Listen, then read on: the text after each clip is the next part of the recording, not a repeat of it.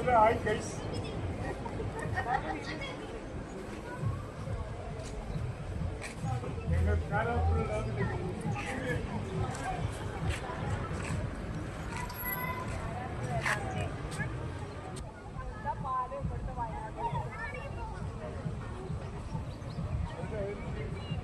Guys, അപ്പോൾ അസ്സലാമു അലൈക്കും.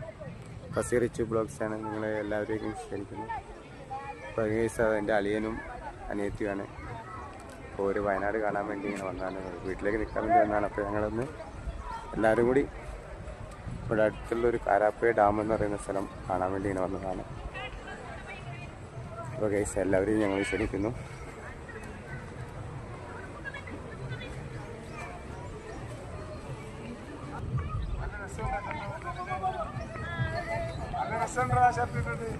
ഷർട്ട് ഉഷാറാ അളിയ? എങ്ങനെയുണ്ട് വയനാട്? എങ്ങനെയുണ്ട് അളിയ?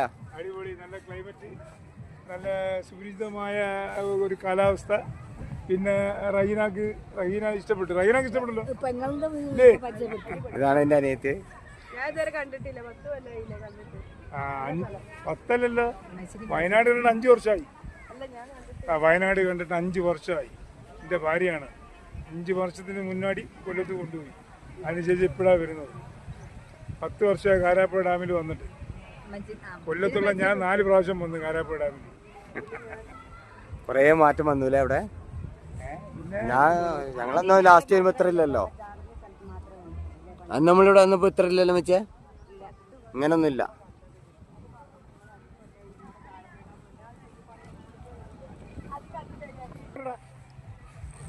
എവിടെ മുറി? അങ്ങോട്ടാ അവിടെ പോലെ